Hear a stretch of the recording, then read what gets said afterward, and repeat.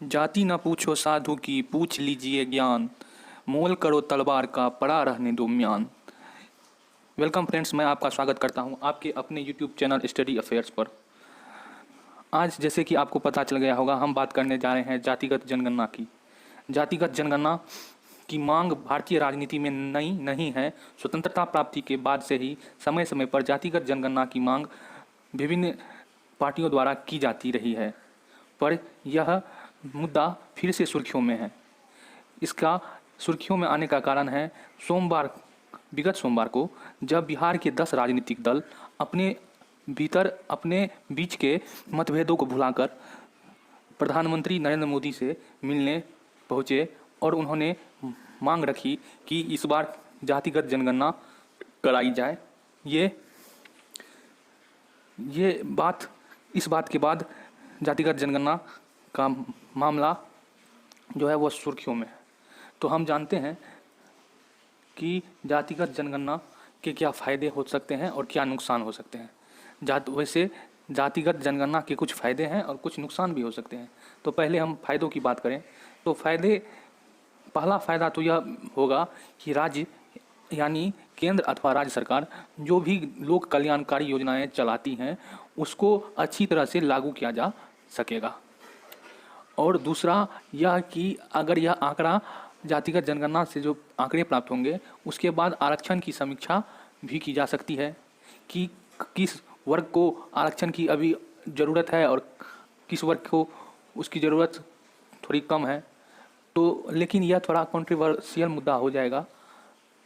पर अगले फ़ायदे की बात करें तो यह फ़ायदा होगा उन लोगों को जो जाति व्यवस्था का अध्ययन कर रहे हैं। जाति व्यवस्था का अध्ययन करने वालों को इससे मिलने वाला जो डाटा है वह उपयोगी होगा और हमें फिर नए अंदाज से भारतीय जाति व्यवस्था का अध्ययन करने में सुविधा मिलेगी।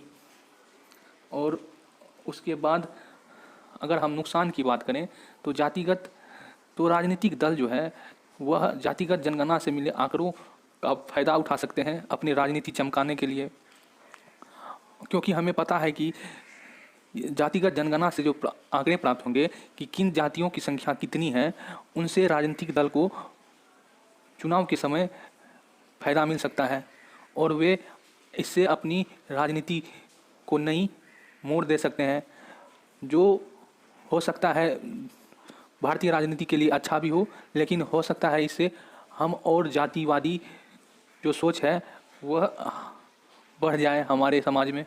कुछ भी हो सकता है, अभी इसके लिए कुछ कहना उचित नहीं है। तो अब हम जान लेते हैं जातिगत जनगणना के इतिहास के बारे में। ऐसी बात नहीं है कि भारतीय इतिहास में कभी जातिगत जनगणना हुई ही नहीं है। 1931 में अंग्रेज़ों ने पहली बार जाति आधारित जनगणना कराई थी और उसके बाद 1941 में भी उन्होंने जाति आधारित जनगणना कराई, लेकिन उस बार के आंकड़े को सार्वजनिक नहीं किया।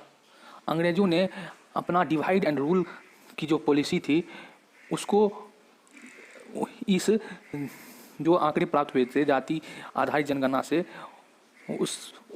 उससे उन्हें फ़ायदा पहुंचा। और अगर हम निकट अतीत की बात करें तो 2011 में भी सामाजिक आर्थिक जाति जनगणना की गई, लेकिन सरकार ने उसके सारे आंकड़े अभी तक जारी नहीं किए हैं। तो अगर जहाँ तक मांग इन दलों की है तो अगर सरकार 2011 के सामाजिक आर्थिक जाति जनगणना को अच्छी तरह से पेश कर दे, सार्वजनिक कर दे, तो शायद इन लोगों की जो मांग है वो उनकी यह मांग पूरी हो जाए, क्योंकि उन्हें जो आंकड़े चाहिए होंगे हो सकता है कि सामाजिक आर्थिक जाति जनगणना 2011 में वो पहले से ही उपलब्ध हो। तो यही आज के लिए बस इतना ही। मिलेंगे अगले वीडियो में, तब तक के लिए नमस्कार। इस चैनल को लाइक करें, सब्सक्राइब करें और बेल आइकन का बटन दबा दें। Thank you for watching.